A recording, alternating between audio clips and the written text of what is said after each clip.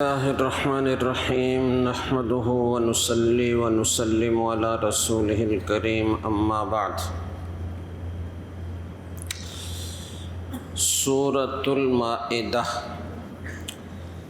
مدنی صورت ہے اور اس میں 16 رکوع اور 120 آیات ہیں۔ وجہ تسمیہ یعنی اس کو مائدہ کا نام کیوں دیا گیا، تو اس میں ایک دسترخوان، مائدہ کہتے ہیں دسترخوان کو، تو دسترخوان کا ایک قصہ اس میں چونکہ مذکور ہے تو اس لیے اس کو مائدہ کہا جاتا ہے۔ اس صورت میں جو بڑے بڑے مضامین بیان کیے گئے ہیں وہ 3 قسم کے ہیں۔ ایک تو مسلمانوں کی مذہبی، تمدنی اور سیاسی زندگی سے متعلق احکام اور ہدایات ہیں۔ مثلاً سفر حج کے آداب بیان کیے گئے ہیں، کھانے پینے کی چیزوں میں حلال و حرام کی حدود کو بیان کیا گیا ہے، وضو اور غسل اور تیمم کے قواعد اور احکام بیان ہوئے ہیں۔ اگر کسی اسلامی حکومت کے خلاف کوئی گروہ بغاوت اختیار کر لے تو اس کا کیا حکم ہے۔ اسی طریقے سے چوری کی سزا اس میں بیان ہوئی ہے، قسم کا کفارہ بیان ہوا ہے، شراب کی حرمت بیان ہوئی ہے، تو یہ اس طرح کے احکام۔ دوسری قسم اس کا جو مضمون ہے اس صورت میں، وہ مسلمانوں کو نصیحت ہے کہ اب چونکہ تم حکمران جماعت ہو، اقتدار تمہارے پاس ہے، تو اس لیے اب تم لوگوں کا سخت آزمائش اور امتحان کا دور شروع ہو رہا ہے، اور اس آزمائش میں حسن و خوبی اور سلامتی کے ساتھ آپ کیسے کامیاب ہو سکتے ہیں، اس کے لیے آپ کو کن چیزوں کا خیال رکھنا ہے، اس مضمون کا بیان ہے۔ اور تیسرے یہود و نصارہ کو نصیحت ہے کہ یہود کا زور تو ٹوٹ چکا ہے، شمالی عرب کے جتنی یہودی بستیاں تھیں وہ ساری کی ساری اسلام کے زیر نگیں آ گئی ہیں، تو اس موقع پر ان کو ایک بار پھر دعوت حق دی جا رہی ہے، اور ان کے جو غلط عقائد تھے یا غلط رویے تھے ان کی تردید ہے۔ تو اس طریقے سے اس مضمون کے بڑے بڑے مسائل یہ ہیں۔ ایک اور مضمون جو آگے چل کر اس رکوع یا صورت کے تیسرے رکوع میں بیان ہوا ہے، وہ عہد شکنی کی سزا۔ یہود سے ایک عہد لینے کا ذکر ہے کہ اگر تم نماز قائم کرو، زکوٰۃ دو، میرے رسولوں پر ایمان لاؤ اور ان کا ساتھ دو، دین کی نصرت کے لیے مال خرچ کرو، تو اس کا نتیجہ یہ ہوگا کہ میں تمہارے گناہ معاف کر دوں گا، تمہارے گناہوں کا کفارہ کر دوں گا، اور تمہاری آخرت بھی اچھی ہو جائے گی، ایسی جنتیں تمہیں ملیں گی جن کے نیچے سے نہریں جاری ہوں گی۔ لیکن دیکھیں بنی اسرائیل کی، یہود کی خاص طور سے بدبختی کہ انہوں نے اس عہد کو توڑ دیا، اور پھر اللہ تعالیٰ نے ان پر کیسے لعنت کی اور کس طرح مختلف قسم کے عذابوں میں مبتلا کیا، اس کا بیان ہے۔ وَجَعَلْنَا قُلُوبَهُمْ قَاسِيَةً، عہد توڑنے کی وجہ سے ہم نے ان کے دلوں کو سخت کر دیا، اب حق کی بات کا ان پر اثر ہی نہیں ہوتا۔ يُحَرِّفُونَ الْكَلِمَ عَن مَّوَاضِعِهِ وَنَسُوا حَظًّا مِّمَّا ذُكِّرُوا بِهِ، جو اللہ تعالیٰ کا کلام ہے، اللہ کی کتاب ہے، اس میں تحریف کرتے ہیں، کلمات آگے پیچھے کر دیتے ہیں، اور جو نصیحت ان کو کی گئی تھی اسے بھول جاتے ہیں۔ تھوڑے سے لوگ ہیں کہ جو نصیحت کو یاد رکھتے ہیں اور اپنے عہد پر قائم ہیں۔ اسی طریقے سے یہاں نصارہ سے بھی عہد لینے کا ذکر ہے۔ وَمِنَ الَّذِينَ قَالُوا إِنَّا نَصَارَىٰ أَخَذْنَا مِنْهُمْ مِيثَاقَهُمْ فَنَسُوا حَظًّا مِّمَّا ذُكِّرُوا بِهِ، انہوں نے بھی عہد کو توڑ دیا اور وہ بھی اپنے عہد پر قائم نہ رہ سکے۔ فَأَغْرَيْنَا بَيْنَهُمُ الْعَدَاوَةَ وَالْبَغْضَاءَ إِلَىٰ يَوْمِ الْقِيَامَةِ، تو اس کا نتیجہ اللہ تعالیٰ نے یہ ان کو دیا کہ ان کی آپس میں ایک دوسرے سے بغض اور عداوت پیدا کر دی۔ چنانچہ عیسائیوں میں بہت سارے فرقے ہوئے اور اپنے مذہبی اور سیاسی اختلافات کی وجہ سے ان کے درمیان خانہ جنگی کا ایک طویل سلسلہ چلتا رہا ہے۔ تو اس طرح کے مضمون بیان ہوئے ہیں۔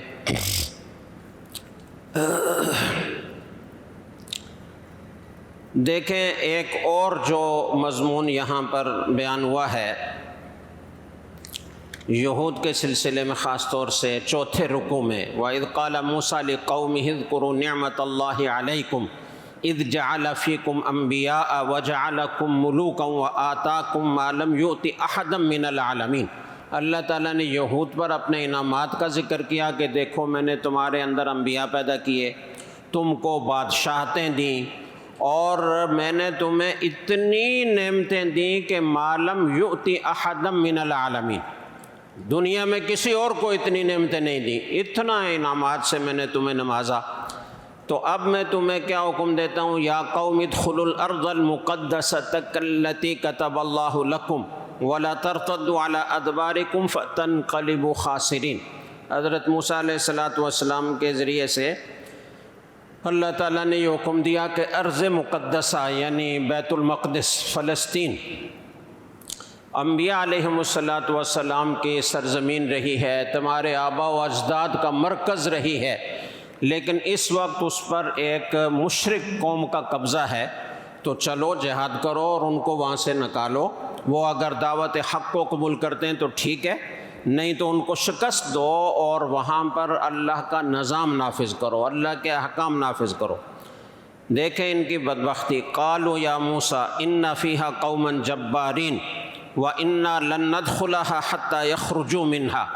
کہا موسیٰ اس میں تو ایک بڑی زور آور اور زبردست قوم رہتی ہے عمالقہ، تو جب تک وہ اس میں ہیں تو اس وقت تک ہم اس میں داخل نہیں ہو سکتے، وہ نکلیں گے تو پھر ہم داخل ہوں گے۔ قال رجلان من الذين يخافون انعم الله عليهم ادخلوا الباب فاذا دخلتموه فانكم غالبون وعلى الله فتوکلوا ان كنتم مؤمنین۔ دو آدمی تھے جن کے دل میں اللہ کا خوف تھا، حضرت یوشع اور حضرت کالب۔ حضرت یوشع کو بعد میں نبوت بھی ملی، حضرت کالب کو بھی بعد میں غالباً نبی بنایا گیا۔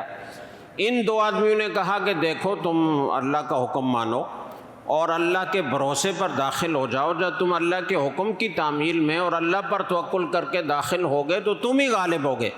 لیکن کہنے لگے نہیں، قالوا یا موسیٰ انا لن ندخلها ابدا ما داموا فیہا، کبھی نہیں ہو سکتا، جب تک وہ ہیں ہم نہیں جائیں گے۔ اور آگے دیکھیے انہوں نے کیسی گستاخی کا کرنا، فاذهب انت وربك فقاتلا انا هاهنا قاعدون، تم اور تمہارا رب جاؤ قتال کرو جہاد کرو، ہم تو ادھر ہی بیٹھے ہوئے ہیں۔ یہ تھی بنی اسرائیل کی قوم یہودی۔ تو حضرت موسیٰ علیہ السلام اس سے گویا بے بس ہو گئے اور بیزار ہو گئے۔ قال رب انی لا املک الا نفسی واخی فافرق بیننا وبین القوم الفاسقین۔ اور اس موقع پر پھر انہوں نے بد دعا کی کہ یا اللہ میں تو اپنا اور اپنے بھائی کا ہی مالک ہوں، اسی پر میرا اختیار چلتا ہے، باقی یہ قوم تو ماننے والی نہیں ہے، اس پر میرا اختیار نہیں چلتا۔ اب یہ فاسق ہو گئے تو اب میرے اور ان کے درمیان تفریق کر دیجئے، ان کو مجھ سے دور کر دیجئے۔ قال فإنها محرمة عليهم 40 سنة يتيهون في الأرض فلا تأس على القوم الفاسقين۔ اس موقع پر اللہ تعالیٰ نے فرمایا کہ اب میں نے ارض مقدسہ ان کے لیے حرام کر دی ہے، اب یہ داخل ہونا چاہیں گے تو نہیں داخل ہو سکیں گے، اور یہ اسی طرح صحرا میں بھٹکتے پھریں گے اور اس سے نکل نہیں سکیں گے، اور یہ عذاب ان کے اوپر 40 سال تک رہے گا۔ وہ جو مشہور ہے نا میدان تیہ میں یہ 40 سال تک بھٹکتے رہے، نکلنا چاہتے تھے، صبح سے لے کر شام تک سفر کرتے، شام کو پتہ چلتا کہ وہیں کھڑے ہیں، نکل ہی نہیں پا رہے۔ یہ اللہ تعالیٰ کی قدرت تھی کہ نکلنے کی کوشش کرنے کے باوجود وہ اس خاص صحرا کی حدود سے باہر نہیں نکل سکے۔ تو موسیٰ علیہ السلام کو بھی کہا جا رہا ہے کہ اب یہ عذاب ان پر آئے گا تو آپ نے ترس نہیں کھانا، ان کو تھوڑا سا سبق سکھانا ہے۔ اچھا، اور اگلے رکوع میں اور اگلے حصے میں ایک اور مضمون بیان کیا گیا ہے وَاتْلُ عَلَيْهِمْ نَبَأَ ابْنَيْ آدَمَ بِالْحَقِّ، بنی اسرائیل کی سرکشی، ان کی بغاوتیں اور ان کے طرح طرح کے سازشیں اسلام کے خلاف، وہ بیان کرنے کے بعد پھر اللہ تعالیٰ نے حابیل اور قابیل کا قصہ ذکر کیا ہے۔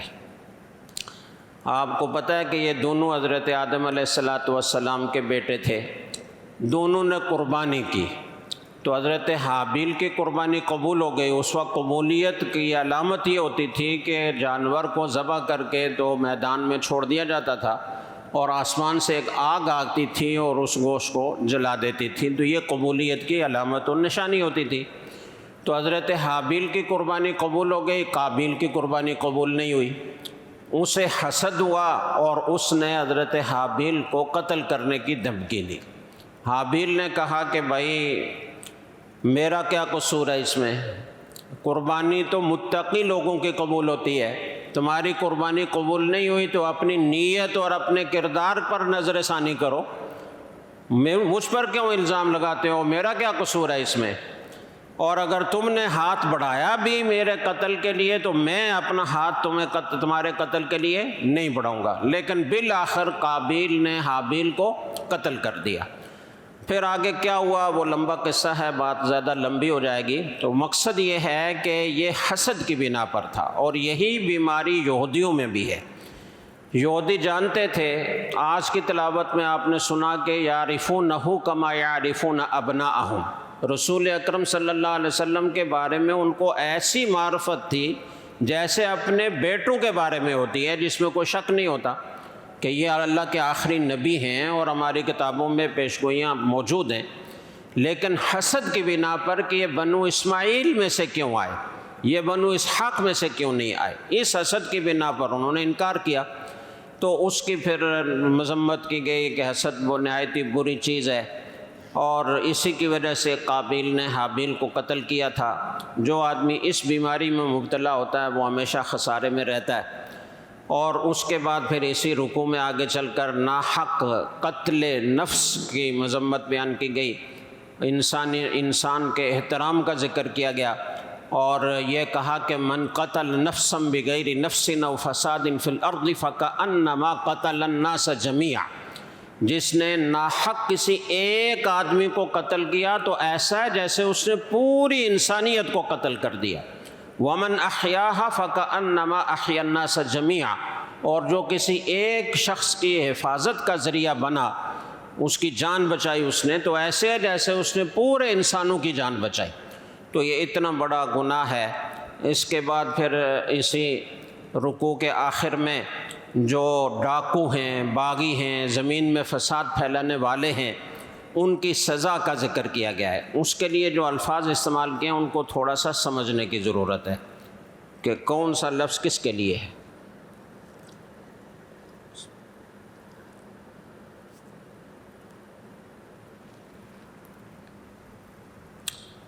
فساد پھیلانے والوں کے لیے، قتل و غارت کرنے والوں کے لیے، ڈاکہ ڈالنے والوں کے لیے جو سزا مقرر ہوئی ہے، ان یقتلوا، امام ابو حنیفہ رحمۃ اللہ علیہ کے تشریح کے مطابق جو قتل کرے، جو ڈاکو قتل کرے اس کو قتل کیا جائے گا، لیکن یہ قتل قصاص کے طور پر نہیں ہوگا بلکہ حد کے طور پر ہوگا۔ دونوں میں فرق کیا ہے؟ اگر قصاص ہو نا، قتل عمد میں قصاص لازم ہوتا ہے، اگر کوئی کسی کو ڈاکہ زنی کے علاوہ ویسے قتل کر دے جان بوجھ کر تو اسے قصاصاً قتل کیا جائے گا۔ لیکن قصاص میں یہ ہوتا ہے کہ اگر ورثہ قصاص معاف کرنا چاہیں اور دیت لینا چاہیں یا بالکلیہ معاف کرنا چاہیں تو کر سکتے ہیں، لیکن یہاں یہ نہیں ہوگا۔ ورثہ معاف بھی کر دیں تو یہ چونکہ شرعی حد ہے، قرآن میں نازل ہوئی ہے، اللہ نے یہ مقرر کی ہے سزا کہ ایسے لوگوں کا علاج یہ ہے کہ ان کو قتل کیا جائے، ان کے ٹکڑے ٹکڑے کر دیے جائیں۔ تو اس لیے ورثہ معاف بھی کر دیں تو بھی، یعنی صاحب حق اگر معاف بھی کر دے تو بھی معاف نہیں ہوگا، ان کو قتل کیا جائے گا۔ او یصلبوا، اگر مال بھی لوٹا تھا، قتل بھی کیا تھا، دونوں جرائم تھے، تو پھر ان کو سولی پر لٹکایا جائے گا تاکہ سارے دیکھنے والوں کو عبرت ہو۔ او تقطع ایدیہم وارجلہم من خلاف، اور اگر قتل نہیں کیا تھا، صرف مال لوٹا تھا، تو پھر مخالف سمت سے ان کے ہاتھ پاؤں کاٹے جائیں گے، دایاں ہاتھ کاٹا جائے گا، بایاں پاؤں کاٹا جائے گا۔ او ینفوا من الارض، ینفوا من الارض، یا وہ زمین میں دور کیے جائیں گے، لفظی مطلب یہ ہے۔ امام ابو حنیفہ رحمۃ اللہ علیہ فرماتے ہیں کہ اس کا مطلب ہے کہ اسے اگر اس نے قتل بھی نہیں کیا، مال بھی نہیں لوٹا، ویسے ڈرایا دھمکایا، لوگوں کو خوفزدہ کیا، تو اسے جیل میں ڈالا جائے گا۔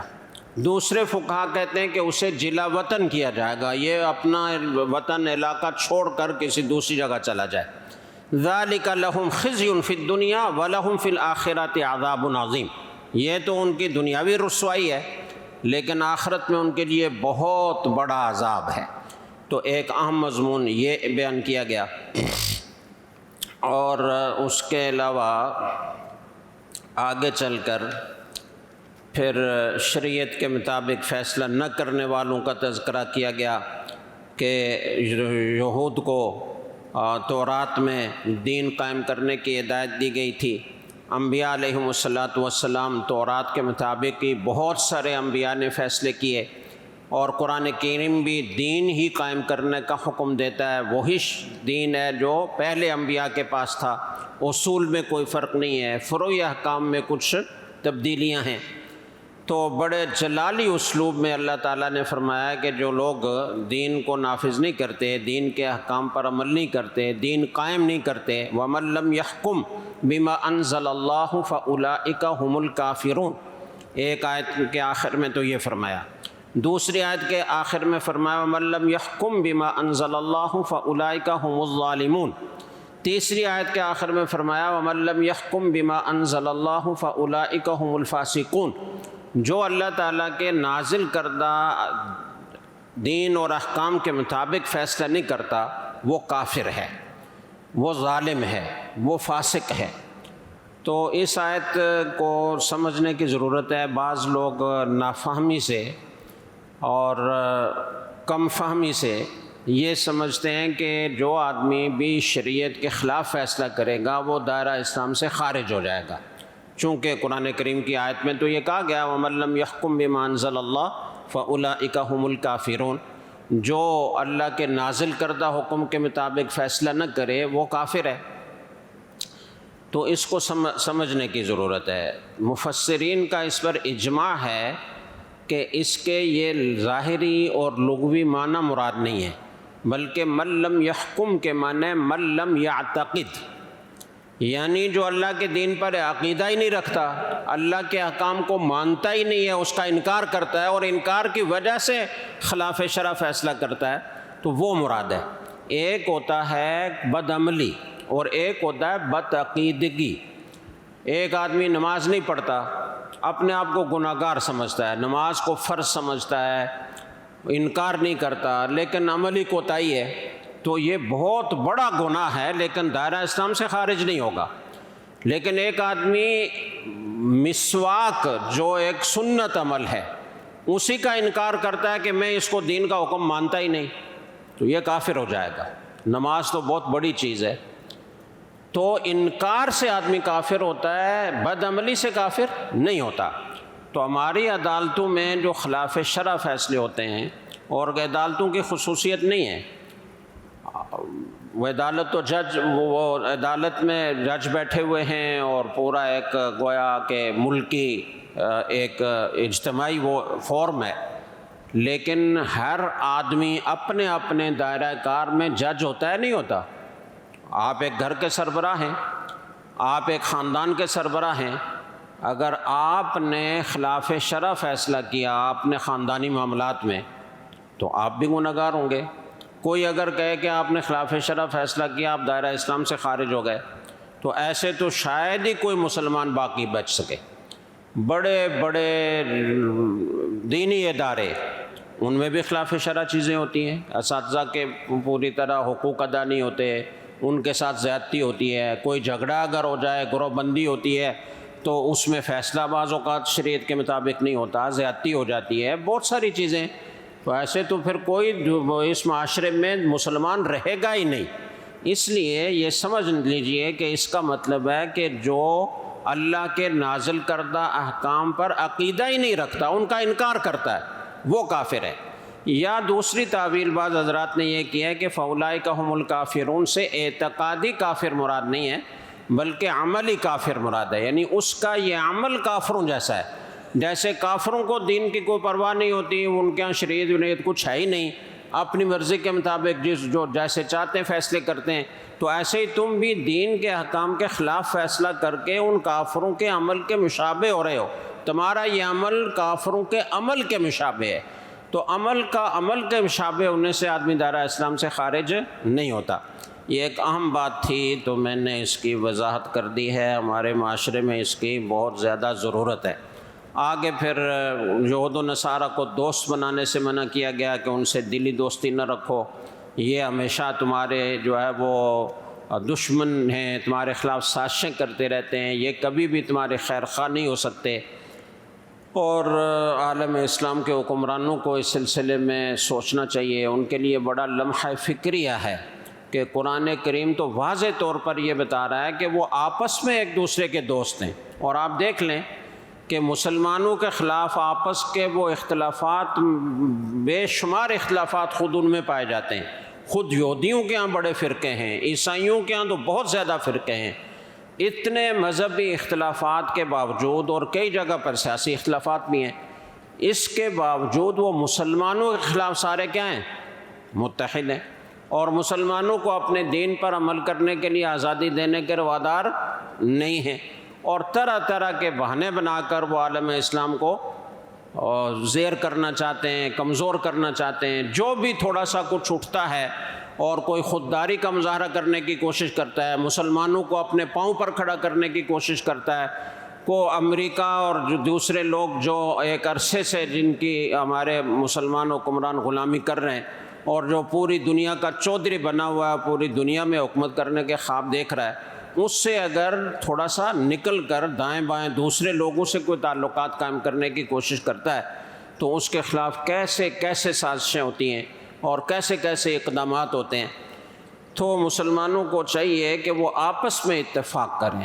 بہت بڑا المیہ یہ ہے کہ الکفر ملت واحدہ، وہ یہودی ہوں، نصرانی ہوں، مشرک ہوں، کسی بھی مذہب سے تعلق رکھتے ہوں، اسلام کے خلاف اور مسلمانوں کے خلاف متحد ہیں، لیکن مسلمان وہ آپس میں متفق نہیں ہیں۔ ملکوں کی آپس میں لڑائیاں ہیں، مفادات کسی کے کسی سے وابستہ ہیں، تو وہ کافروں سے دوستی کو ترجیح دیتے ہیں، مسلمانوں سے دوستی کو پیچھے چھوڑ دیتے ہیں۔ اور خود ملکوں کے اندرونی جو حالات ہیں، اس میں آپ جو خلفشار انتشار دیکھ رہے ہیں، سیاسی جماعتیں جو ایک دوسرے کے خلاف زہر اگل رہی ہیں، جس طریقے کی ڈائیلاگ ہو رہے ہیں، جس طریقے کی گفتگو ایک دوسرے کے بارے میں ہو رہی ہے، تو کتنا یہ افسوسناک ہمارا چہرہ ہے کہ ہم مسلمان ہو کر نہ کسی کی عزت کا ہمیں خیال ہے، نہ شریعت کے احکام کا کوئی خیال ہے، نہ سچ اور جھوٹ کی کوئی تمیز ہے، بس ہمارا سیاسی مخالف ہے تو جو چاہو اس پر الزام لگا دو۔ اس معاشرے کو جب تک ہم ان چیزوں کی اصلاح نہیں کریں گے، اس وقت تک ہم سر اٹھا کر دنیا میں زندہ نہیں رہ سکتے۔ کافر تو یہی ہتھیار استعمال کرتے ہیں، اور آگے چل کر ایک اور مضمون بھی آ رہا ہے کہ بغیر تحقیق کے بات نہ کرو۔ یہ بھی بہت اہم بات ہے، اس لیے کہ آج ہمارے معاشرے کی ایک بہت بڑی بیماری، بہت بڑی وبا یہ ہے کہ ہم بغیر تحقیق کے باتوں کو آگے پھیلاتے ہیں، جس کی وجہ سے بہت انتشار، اختلاف، آپس کی دشمنیاں، نفرتیں پیدا ہوتی ہیں۔ اور ہو کیا رہا ہے کہ کافروں نے اور مختلف طاقتوں نے اپنے ہاں پوری ٹیمیں بٹھا رکھی ہیں، اربوں روپے وہ اس کے لیے خرچ کر رہے ہیں کہ عالم اسلام میں فیک خبریں پھیلانے کے لیے جعلی اکاؤنٹ بنا کر طرح طرح کی پوسٹیں۔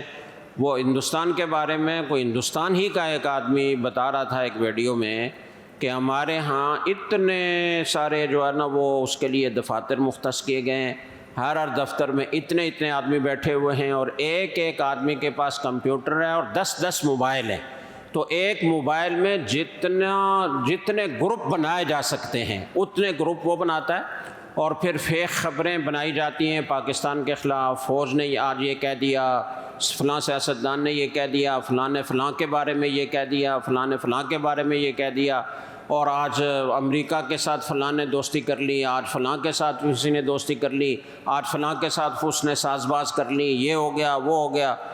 یعنی جھوٹی خبریں پھیلانے کا پورا ایک نیٹ ورک ہے، اور ہم جو پوسٹ آتی ہے بس انگلی چلاتے ہیں اور لاکھوں لوگوں تک وہ جھوٹ پہنچاتے ہیں اور اس فساد کا خود حصہ بن رہے ہوتے ہیں۔ تو اس پر توجہ دینے کی ضرورت ہے بہت زیادہ۔ آگے چل کر پھر اللہ تعالیٰ نے رسول اکرم صلی اللہ علیہ وسلم کو تبلیغ کا حکم دیا ہے، اور پھر عقیدہ تثلیث کی نفی ہے، اور بہت ہی بلیغ انداز سے نفی ہے۔ یہ جو تم کہتے ہو کہ وہ حضرت عیسیٰ علیہ السلام کیا ہیں، وہ تین میں سے ایک ہیں اور تین کا مجموعہ خدا ہے، تو گویا خدا کا حصہ ان کو قرار دیتے ہو اور معبود قرار دیتے ہو، تو یہ تو ٹھیک نہیں ہے۔ اور عیسائیوں کے بعض فرقے ایسے تھے کہ وہ حضرت مریم رضی اللہ تعالیٰ عنہ کو بھی عقیدہ تثلیث میں شامل کرتے تھے، اور ان کو بھی گویا خدا تصور کرتے تھے اور معبود قرار دیتے تھے، تو اس کی بھی نفی ہے۔ اور فرمایا کانا یاکلان الطعام، حضرت مریم اور حضرت عیسیٰ دونوں کھانا کھاتے تھے، اور کھانا کھاتے تھے تو ظاہر ہے کہ پھر فضلہ خارج کرنے کی بھی ضرورت پیش آتی ہوگی، تو گویا پتہ چلا کہ محتاج ہیں، اور محتاج کبھی معبود نہیں ہو سکتا، وہ خالق نہیں ہو سکتا۔ تو اس طرح اس مضمون کو بہت بلیغ انداز سے بیان کیا گیا ہے۔ پھر آگے چل کر تو بنی اسرائیل پر حضرت سلیمان اور حضرت داؤد علیہ السلام کی زبانی لعنت کا ذکر ہے، اور لعنت کے اسباب بیان کیے گئے ہیں۔ ذالک بما عصوا وکانوا یعتدون، وہ نافرمانی کرتے تھے، حدود سے تجاوز کرتے تھے۔ کانوا لا یتناہون عن منکر فعلوا، اور خود بھی برائیوں میں مبتلا ہوتے تھے، دوسروں کو بھی برائی سے روکتے نہیں تھے۔ تو امر بالمعروف اور نہی عن المنکر نہ کرنا یہ بھی بہت بڑا جرم ہے، اور بنی اسرائیل پر جو عذاب آیا اس کے اسباب میں سے ایک بہت بڑا سبب یہ بھی ہے۔ تو اس لیے مسلمانوں کی ذمہ داری ہے، علماء کی ذمہ داری ہے کہ وہ اس کا اہتمام کریں۔ اور پھر آگے چل کر تو یہ مضمون بیان ہوا ہے کہ یا ایھا الذین آمنوا لا تحرموا طیبات ما احل اللہ لکم، کہ جو چیزیں اللہ تعالیٰ نے حلال طیب قرار دیا ان کو اپنے اوپر حرام نہ قرار دو۔ یہود و نصارہ اور مشرکین خود ہی بعض چیزوں کو حرام قرار دے دیتے تھے، بعض چیزوں کو حلال قرار دیتے تھے، تو مسلمانوں کو منع کیا جا رہا ہے کہ حلال وہ ہے جسے اللہ نے حلال قرار دیا، حرام وہ ہے جسے اللہ نے حرام قرار دیا۔ اپنی طرف سے کسی چیز کو حلال یا حرام قرار نہ دو۔ اور اس کے بعد پھر قسم کی اقسام بیان کی گئی ہیں اور ان کے احکام بیان کیے گئے۔ قسم کھانے کی تین قسمیں مختصراً، ایک ہوتی ہے یمین لغو قسم۔ لغو قسم کا مطلب یہ ہے کہ آدمی کا قسم کھانے کا ارادہ نہیں ہے، لیکن ایسے محاورے کے طور پر، تقیہ کلام کے طور پر قسم کے الفاظ وہ بولتا رہتا ہے، یا کسی ماضی کے واقعے کو سچا سمجھ کر اس کو قسم کھا کر بیان کرتا ہے، بعد میں پتہ چلتا ہے کہ وہ سچا نہیں تھا، واقعہ اس طرح نہیں تھا، اس کے خلاف تھا۔ تو ان دونوں صورتوں میں یہ یمین لغو ہے، اس کا کوئی گناہ نہیں ہے، کوئی کفارہ نہیں ہے، اچھی بات نہیں ہے، قسم نہیں کھانی چاہیے، اس کی عادت نہیں بنانی چاہیے، بہت بری بات ہے، لیکن اس کا کوئی گناہ یا کفارہ نہیں ہے۔ دوسری قسم جو ہے وہ قسم کی وہ یمین منعقد ہے، یعنی آئندہ مستقبل کے بارے میں آپ اپنے اوپر کسی کام کو لازم کرنے کے لیے یا کسی کام سے بچنے کے لیے قسم کھاتے ہیں۔ فلاں کام کروں گا قسم کھا کر کہتے ہیں، یا فلاں کام نہیں کروں گا قسم کھا کر کہتے ہیں۔ تو یہ یمین وہ ہے کہ جس کو پورا کرنا لازم ہے، اگر آپ پورا نہیں کریں گے، توڑ دیں گے، تو کفارہ لازم ہوگا، 10 مساکین کو 2 وقت کا کھانا کھلائیں یا کپڑے پہنائیں، یا اگر اس کی استطاعت نہیں ہے تو 3 دن کے مسلسل روزے رکھیں۔ البتہ اگر کسی نے کسی معصیت کی قسم کھائی ہے، مثلا کسی نے کہا کہ میں اب اپنی امی سے بات نہیں کروں گا، قسم کھا کر کہہ دیا، تو اب ظاہر ہے کہ یہ تو معصیت ہے نا، اپنی امی سے بات نہ کرنا، اپنے ابو سے بات نہ کرنا، اپنے بھائی سے بات نہ کرنا، اور کوئی کسی بھی معصیت کی قسم کھا لی، تو پھر قسم توڑنا اور کفارہ ادا کرنا لازم ہے، اس قسم کو پورا کرنا جائز نہیں ہے۔ ایک تیسری قسم ہوتی ہے یمین غموس، اس کا مطلب یہ ہوتا ہے کہ آدمی کسی امر ماضی پر جان بوجھ کر جھوٹی قسم کھاتا ہے، پتہ ہے کہ یہ واقعہ اس طرح نہیں ہوا لیکن قسم کھا کر کہتا ہے اس طرح ہوا. یہ یمین غموس ہے، یہ بہت بڑا گناہ ہے. اس کا کوئی کفارہ تو نہیں ہے لیکن اس کا نام ہی کافی ہے اس کی سنگینی کو بتانے کے لیے. غموس کا مطلب ہوتا ہے ڈبونے والی، یعنی یہ قسم اتنی خطرناک ہے کہ یہ آدمی کو پورے کے پورے کو گناہ میں ڈبو دیتی ہے. تو جھوٹی قسم سے بچنا چاہیے. اور پھر شراب اور جوا اور باقی کچھ عقائد شرکیہ کا رد ہے اور ان کو شیطانی عمل بتایا گیا ہے. اور آگے پھر کچھ شکار کے بارے میں بتایا گیا کہ احرام کی حالت میں خشکی کا شکار کرنا تمہارے لیے منع ہے، سمندر کا وہ ٹھیک ہے. اور اس کے بعد پھر یہ کہا گیا ہے کہ لا تسألوا عن اشیاء ان تبد لکم تسؤکم. یہ بھی ایک بہت اہم تعلیم ہے کہ بے جا سوالات، بے مقصد سوالات، فرضی سوالات نہیں کرنے چاہیے، یہ بری بات ہے. اور اس آیت کا پس منظر یہ ہے کہ رسول اکرم صلی اللہ علیہ وسلم نے جب حج فرض ہوا تو اس کا حکم بیان کیا. تو ایک صحابی نے پوچھا کہ یا رسول اللہ یہ حج زندگی میں ایک ہی دفعہ فرض ہے یا ہر سال فرض ہوگا؟ تو آپ نے اس سوال کو بہت برا سمجھا اور آپ کو ناگواری ہوئی. اور پھر آپ نے صحابی سے فرمایا کہ اگر میں یہ کہہ دیتا کہ ہر سال فرض ہے تو ہر سال فرض ہو جاتا، تو ایسی چیز کیوں پوچھتے ہو جس کو اگر ظاہر کیا جائے تو تمہیں ناگوار گزرے؟ مطلب یہ تھا کہ کوئی حکم جس طرح بیان ہوا ہے تو اگر وہ اجمالی طور پر بیان ہوا ہے تو اسی اجمال پر اس کو رکھنا یہی بہتر ہوتا ہے. سوالات کر کے اپنے لیے مشکلات نہیں پیدا کرنی چاہیے. نماز کے بارے میں تو ہے نا کہ نماز آپ دن میں 5 مرتبہ پڑھیں گے، روزہ آپ ہر سال رکھیں گے، زکوٰۃ آپ ہر سال دیں گے. لیکن حج کے بارے میں جب قرآن کریم نے کوئی تفصیل بیان نہیں کی، اگر وہ تفصیل بیان کرنا مقصود ہوتا یا حج کو بار بار کرنا فرض ہوتا تو اللہ تعالیٰ خود بیان فرما دیتے ہیں، یا کم از کم رسول اکرم صلی اللہ علیہ وسلم بیان فرما دیتے ہیں. جب اللہ نے بھی بیان نہیں کیا، رسول اکرم صلی اللہ علیہ وسلم نے بھی بیان نہیں کیا، تو اس کا مطلب ہے کہ اس حکم پر عمل کرنے کے لیے ایک دفعہ حج کرنا کافی ہے. تو بس اس پر اکتفا کرو، سوالات کر کے خواہ مخواہ اپنے لیے مشکلات پیدا نہ کرو. یہ یہودیوں کا رویہ ہے اور ان کا طرز عمل ہے کہ وہ سوالات کرتے ہیں اور پھر جب مشکل احکام آتے ہیں اس کے نتیجے میں تو پھر ان کا انکار کر دیتے ہیں، ہم نہیں پورا کر سکتے. تو ایسی روش نہیں ہونی چاہیے. اور اس کے علاوہ مشرکین نے بعض جانوروں کو حرام کر رکھا تھا اور ان کے خاص نام رکھے تھے، ان کا بیان ہے.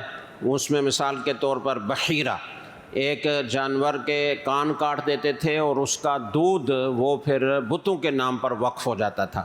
اسی طریقے سے صائبہ، ایک جانور کو ایسے ہی آزاد چھوڑ دیتے تھے اور اس کو کوئی ہاتھ نہیں لگا سکتا تھا اور وہ بھی بتوں کے نام پر ہوتا تھا، اس سے کوئی نفع نہیں اٹھا سکتا تھا. وسیلہ، اس اونٹنی کو کہتے تھے کہ جو لگاتار مادہ بچے جنے اور درمیان میں کوئی نر نہ ہو، تو ایسی اونٹنی کو بھی بتوں کے نام پر چھوڑ دیتے تھے. اسی طریقے سے حامی اس اونٹ کو کہا جاتا تھا کہ جو ایک خاص تعداد میں جفتی کر چکا ہو، تو اس کو بھی وہ بتوں کے نام چھوڑ دیتے تھے اور اس کو کوئی ہاتھ نہیں لگاتا تھا. تو اللہ تعالیٰ نے فرمایا کہ ما جعل اللہ من بحیرۃ ولا صائبۃ ولا وصیلۃ ولا حام، اللہ نے ان کو حرام قرار نہیں دیا. اپنی طرف سے کسی چیز کو حرام قرار نہ دو، اور بتوں کے نام کرنے سے یہ حرام نہیں ہوئے. اور پھر وصیت اور اس میں گواہ بنانے کا ذکر ہے. پھر قیامت کے دن کے منظر کشی کی گئی ہے. سارے رسولوں کو اللہ تعالیٰ جمع کریں گے اور پوچھیں گے کہ تمہاری امتوں نے آپ کو آپ کی دعوت پر، آپ کے پیغام پہنچانے پر کیا جواب دیا تھا، قبول کیا تھا یا نہیں کیا تھا. تو ایک عجیب رعب کا منظر ہوگا.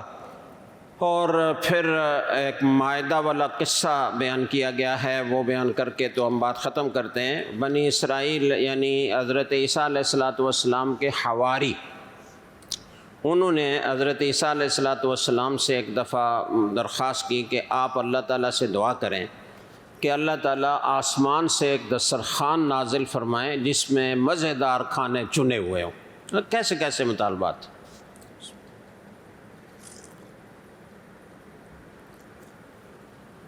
یہ حواری تو حضرت عیسیٰ علیہ السلام کے صحابی تھے، مسلمان تھے، حضرت عیسیٰ کا ساتھ دینے والے تھے۔ انہوں نے یہ مطالبہ کیوں کیا؟ تاکہ ہم اپنی آنکھوں سے اس طرح کا معجزہ دیکھیں تو اور زیادہ اطمینان ہو۔ ہمیں یقین تو ہے وہی وہ جو حضرت ابراہیم علیہ السلام نے کہا تھا نا کیف تحیی الموتیٰ، اور پھر جب پوچھا گیا تھا وَلَمْ تُؤْمِن تو انہوں نے فرمایا تھا وَلَٰكِن لِيَطْمَئِنَّ قَلْبِي، تاکہ قلبی اطمینان ہو جائے، عین الیقین ہو جائے۔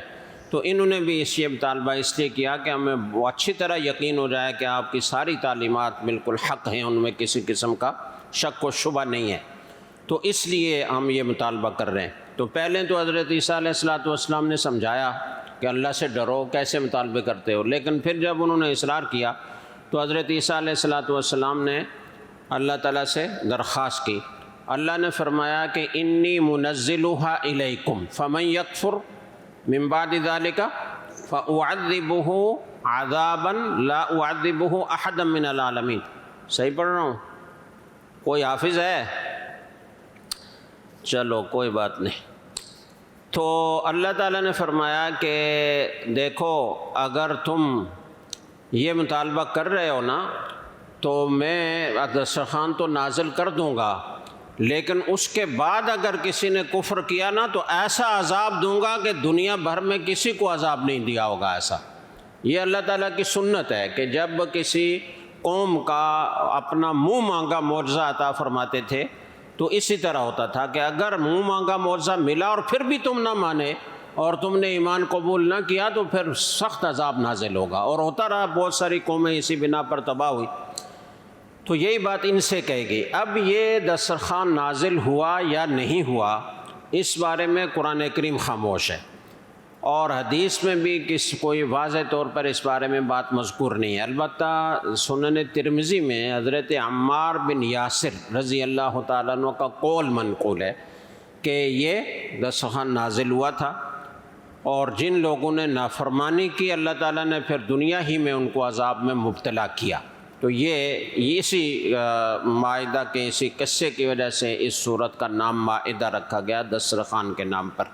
تو یہ اہم قصہ یہ اس سورت میں مذکور ہے۔ اللہ تعالیٰ ہمیں اپنے تمام احکام پر چلنے والا بنائے، اور ہر قسم کی سرکشی، بغاوت اور ہر قسم کی کج فہمی سے ہماری حفاظت فرمائے۔